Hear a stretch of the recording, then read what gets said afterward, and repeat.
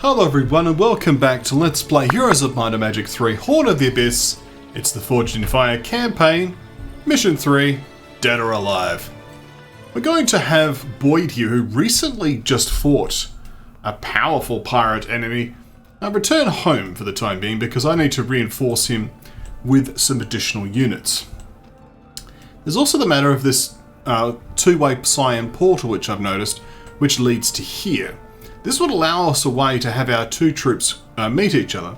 Now there is this blue monolith one-way exit, which we do notice. It had a bunch of enemies emerging from before, and while that's true, I've noticed that here is the entrance for it. So we could use this as another way to get over to the left-hand side of the map. There's also this cyan one-way portal as well. We should keep an eye out for the entrance for that. So this does open up some possibilities in terms of macro, in terms of getting these areas opened up. But first and foremost, we do need to think about getting rid of this Quing character over here with the abundance of water elementals. We know we were benefited before by terrain in a significant manner, so we will need to keep that in, take that into account for the future. But for the time being, let's just have Boyd make and Henrietta unite as one, and we'll go from there. We'll won't worry about those store elementals for now. So we've basically done all we can here, so we'll just move into position for Todd. But Frederick is a more interesting problem. We could hire some additional units, for starters.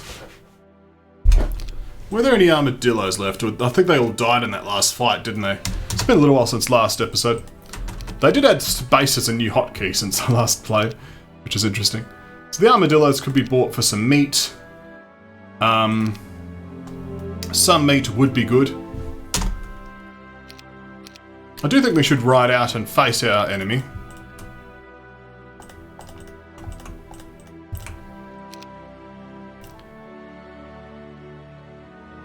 So let's do so. I do like the factory theme. I noticed recently that the Heroes Orchestra did a rendition of the factory theme, although it was a little bit memey because they did make it go to Star Wars themes eventually, because there's some similarities between the two, but it's a mixed bag whether that's a good thing or a bad thing, I suppose. Let's now have this Quinn character move towards us. Excellent. A little bit scared of us, it would seem. I don't think we need the learning stone, do we? We're at max level. Yeah, we are. So, alright, well, we should get on with it. We could try suicide bombing in more people to deal with the mana problems, but frankly, all the mana is going to be restored by now. Let's just conserve our resources, because we do need to keep those gems safe for that quest guard. It's just time to press forward. I suppose first, though, let's have Boyd move around.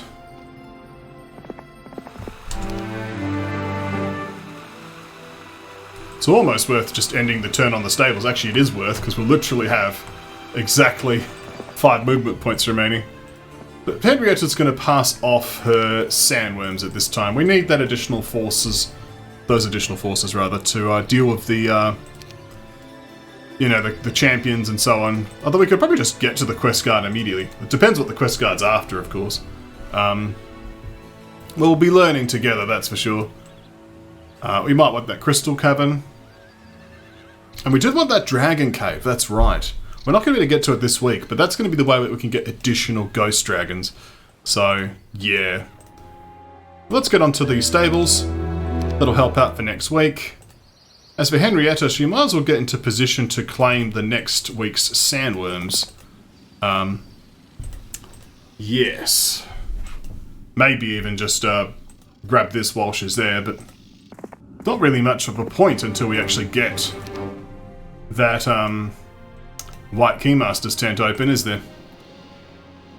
Alright, well, let's I might as well have Bertram stand on the Prospector's activities. Well, there's nothing for it. It's time to engage in our battle against the Navigator. Auto combat loses! Not a great sign. And yes, the terrain is not as favourable this time. We'll still, however, begin with our mass forgetfulness. Excellent. Okay.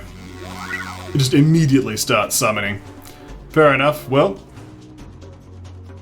we're going to conserve our ammunition as best as we can, of course.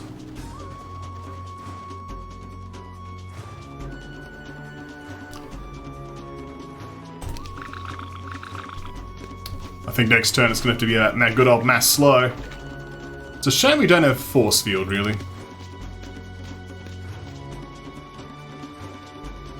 So, the only units in range are the nymphs, which we shall happily attack.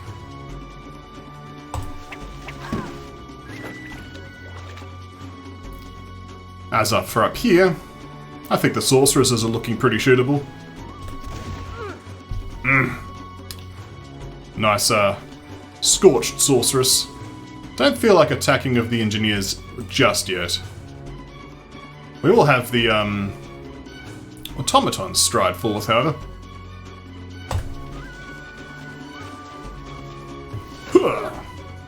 Now it's time for the mass slow.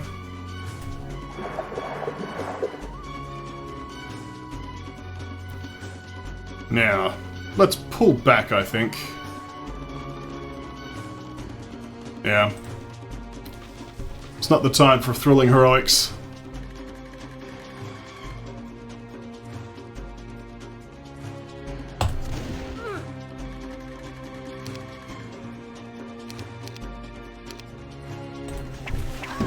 It's a lot of Oceanids.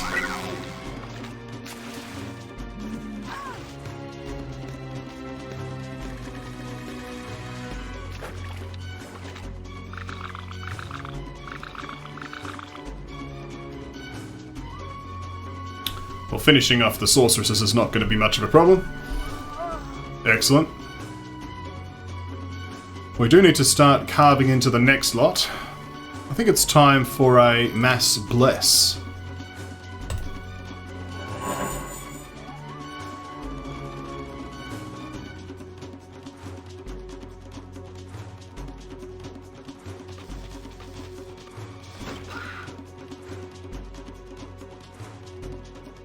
We'll have the gunslingers shoot the sea witches. Finish those off quite nicely.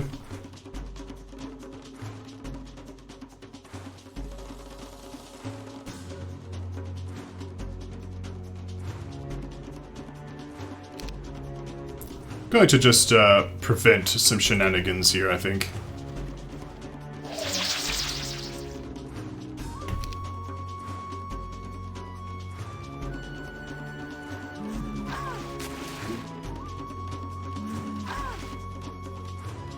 Still hundreds of those left.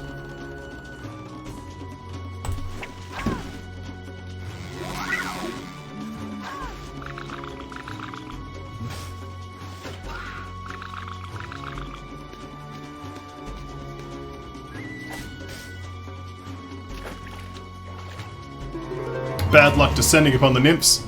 Not that it matters. Let's have the engineers do a nice breath attack here. Excellent. That was a nice solid hit. We do need to finish off this lot down here though. It's time for a mass haste. We're going to have the automatons swoop down and strike the nymphs. I think we need to outmaneuver the enemy if we're going to have any hope of winning this one. We're going to have the gunslingers come down for an attack here.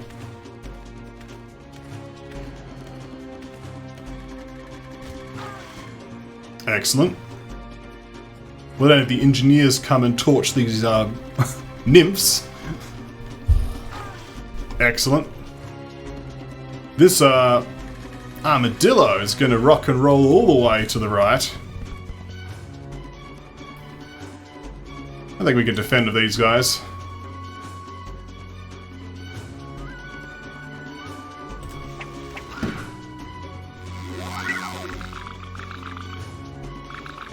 One gets drawn back by the one stack. Excellent.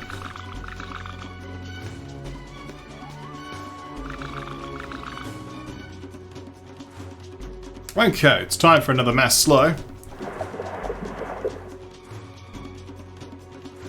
Which means only this 13 stack is actually in range.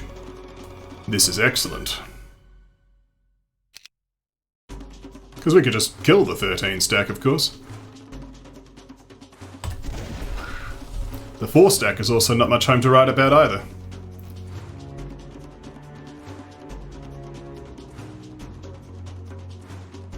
Well, let's torch the 13 stack. Excellent. We'll defend here. We could lob a grenade at one of these, but frankly we'll just let retaliation clean those up. There we go.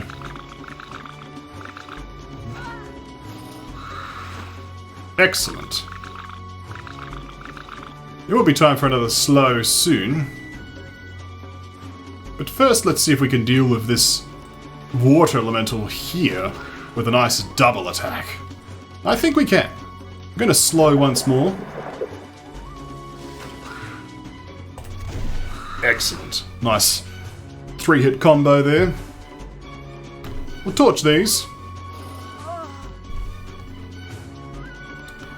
Now we could try to lure these people around a bit.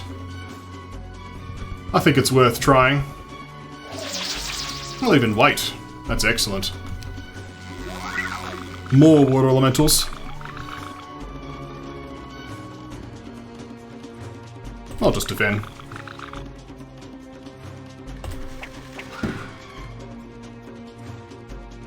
I think we can actually just kill this stack, right? Well, almost. Almost. With another hit from the grenadiers, yes. That much is clear to me. How long are the buffs going to last? Ages. Positively ages. I think we'll wait on these grenadiers. We'll wait on these. Lob a grenade here.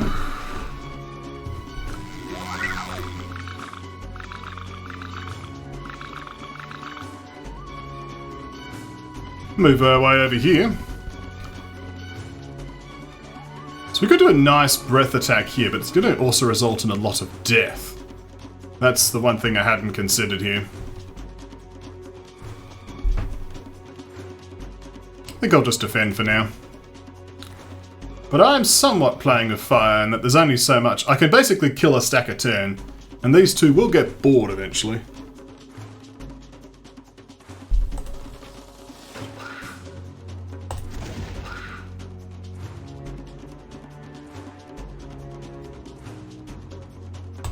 Let's walk over and torch them.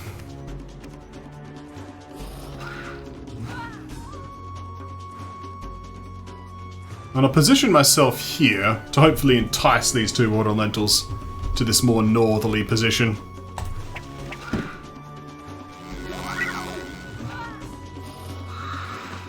Excellent. Well, they get a free hit off. That's not so nice. Didn't realize I get a free hit. Suppose it makes sense.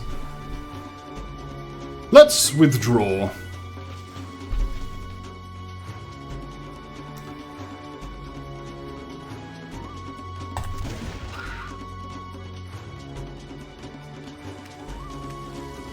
Is it time to spend some more mana on a slow, I wonder?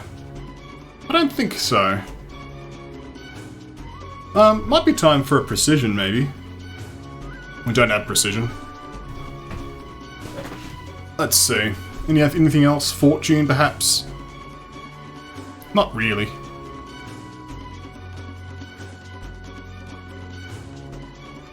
We could certainly bring this guy back up here, though. Lob a grenade. Shield. He's out of mana. Okay, that... I should have been keeping a closer eye, because, like, these spell points are all that matter in this fight, frankly. But now we're aware of that fact. I think I'm actually pretty happy with how this fight's gone, frankly. Like, you know, it wasn't perfect by any means, but we've kept our main power stacks alive. We lost some engineers and we've lost the armadillos, but I think they're among the more expendable units.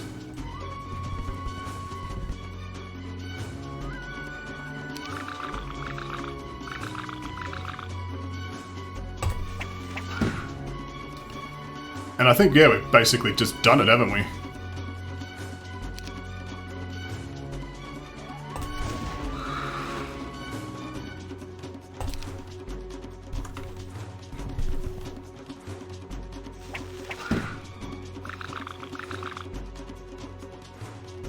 Now, there is a shield on this, so it's not going to die quite as fast as it would normally.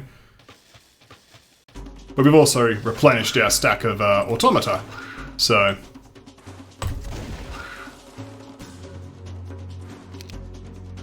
let's have the grenade finish the job. And there we go. We lost 40 engineers and 46 armadillos, but Quing is defeated. We have his Shackles of War, because we need another set apparently. We do need to hand this off to Henrietta. But, more importantly, that's cleared the way for us to proceed against the Sharpshooters, and the immediate threat to Burton has been dealt with. This is excellent. We could almost grab this sawmill. I don't know if it's really worth it though this turn. I think what we'll do this turn is we'll have Todd move to the watering place and he can start just doing his usual rounds next turn. Okay, speaking of turns, let's end it. Purple is moving around, and it is week of the tortoise. We have the sulfur from the prospector. Excellent. Let's of course begin our rounds. We'll start with the manufactory this time. We'll then move up to the foundry. Although, I would like to get Frederick over here just to clear this out so we can get these automata. But we'll have Todd, of course, pick up some gems, pick up some ore, pick up some wood, pick up the derrick. Next will be the prospector. Now that is the right kind of money. With 40 gems we could buy it or build ourselves a nice place. You give it here and we'll let you pass, eh? There we go. Now, big question. Can we actually defeat the throng of sharpshooters? That's an interesting question, isn't it? Well, let's find out. Auto combat can do it, and thanks to the sentinel automata, we actually do outspeed the sharpshooters. So we can cast a wonderful Forgetfulness. It's even on lucid pools, which means we actually only needed like any level. Actually, yeah, I suppose that meant anyone could do this, right? Like it's not like Todd could have done this, but and he could have done it regular automatons because he's actually a specialist. But yeah, because it's lucid pools. It's just dawned on me. I'm like, that's why this place is lucid pools, so that anyone can do it. They don't need water magic. Now, Frederick's an excellent hero, so I don't mind using him for this role, but it's probably something that could be optimized differently, you know. We definitely need to cast a slow next turn, though. That is a thing happening. They are so badly wanting to walk over and morale onto my halflings that I didn't block properly. We are living dangerously, but we get away with it, so that's nice. Let's start stabbing.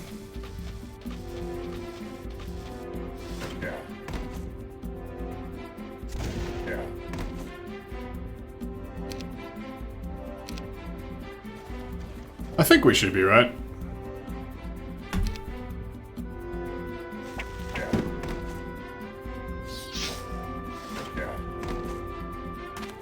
Yeah, we're right. We just walk this guy back. You know, 35 gunslingers is actually quite a lot. We've got a ton of range damage here. We'll fix up the two that died. And there we go, the sharpshooters nicely defeated and on the line, I might add. A railgun would have been an excellent option for this fight. But nonetheless, we don't have one of those, but we do have the White Keymaster's Tent. An excellent addition that will allow us to really open up our map, because there's so many of these little areas that have been blocked because of these border guards. It's a whole lot of good bone dragons. Actually, there's the Cyan one-way portal. So now we can actually finally crack this open and get access to the sandworms. There's a number of things we can do here. Actually, this white border guard is now open as well, which has the prison. Although, Forgetfulness would be nice for that fight, I must say. We would want the derrick, of course. We will be doing the derrick. Let's grab some more skeletons.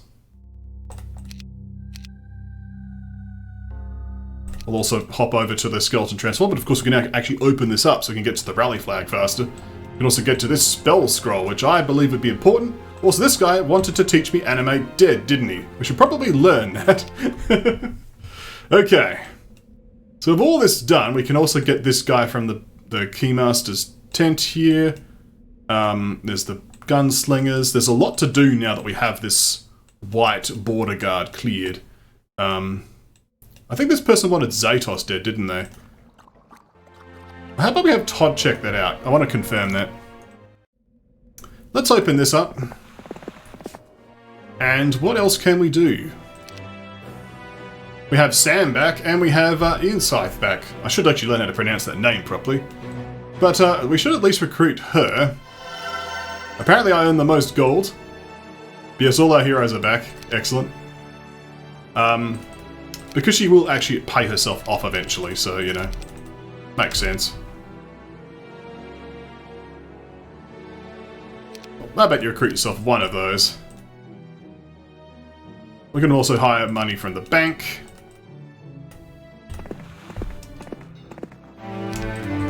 Might hit up the learning stone later as well, see if we can level up that estates. Yeah, in theory anyone could have actually done, like even this like character, because of the basic wisdom, can learn Forgetfulness from the town and then use that here in the lucid pools. So it's an interesting point. All you needed to get here was 40 gems. So that could have been done much faster. This character's still milling about. The pirate spy's loose tongue gave a tip that Darwin's main fortress might be on an island. Indeed it was, but the island was surrounded by impregnable cliffs, and the waves were crashing against them with terrible force. The closest we could get for surveillance was at least a mile from the shoreline. If only a way could be found to lure Dargem out of his compound. Could there be any means of communication between the pirate fortresses?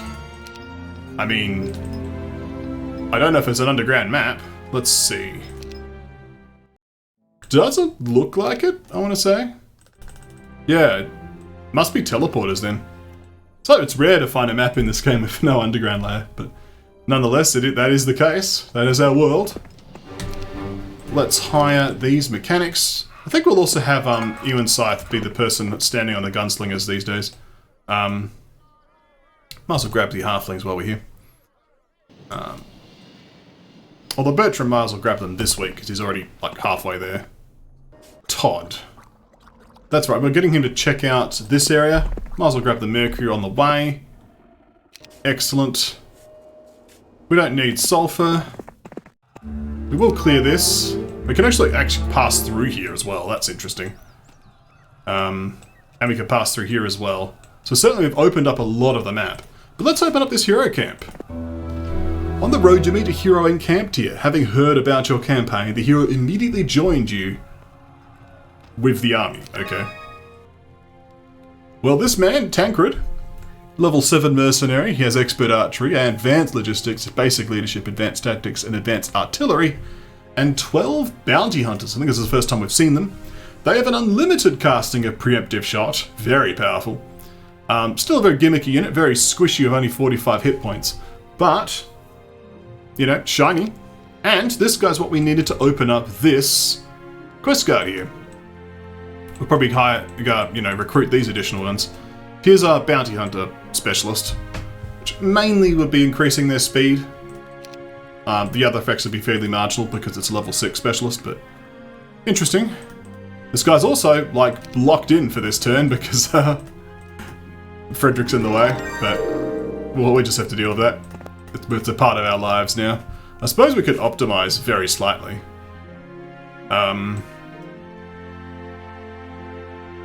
Yeah. Suppose while you're here, Tancred, how about you do that? Well, we can at least leave all of the automata on him. Alright, Boyd. How about you learn the secrets of necromancy? Animate dead. I'm about to leave these lands, but I don't want to return home empty-handed. When Zatos's thugs attacked us, we were carrying several dark artifacts. Black Shard of the Death Knight, Shield of the Yawning Dead, the Skull Helmet, and the Hourglass of the Evil Hour. Our merchants were going to sell them to some necromancer.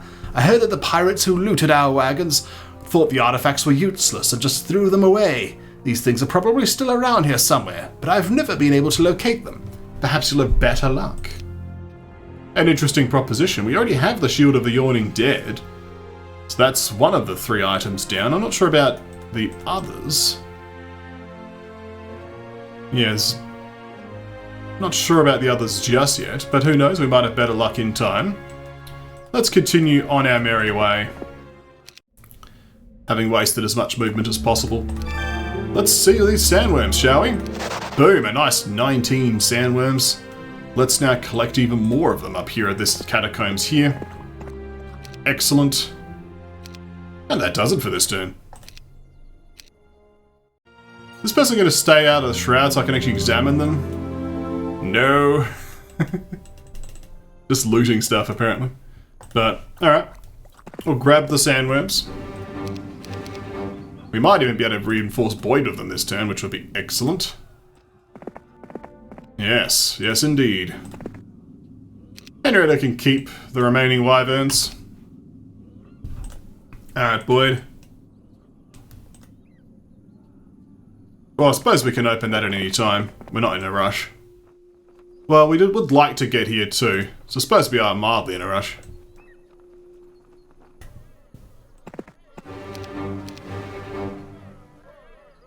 Let's have Ewan over here return the halflings home.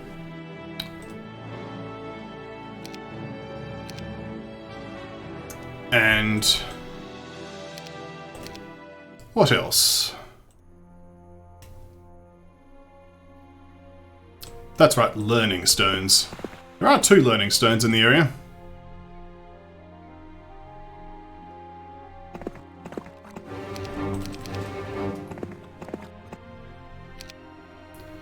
Alright, Todd, what have you to say about all this?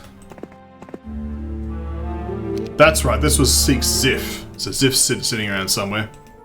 What about here? We have a lot of bone dragons guarding a Pandora's box, and here we have a powerful wizard owns this tower. He refuses to let you pass until you bring him the Badge of Courage, the Crest of Valor, and the Glyph of Gallantry. This is to get the Mystic Orb of Mana, which is one of the artifacts we can carry to the next scenario, so we do need to do this to get the completed wizards well. So that would be very handy, because we got the other 2. We have to find the Cape of Conjuring somewhere as well, I guess, but yes, interesting. Interesting. Well, it's good at least to have those on our quest log now, so we don't miss them. Well, you can go back to your place, Todd. As for Frederick, an interesting conundrum.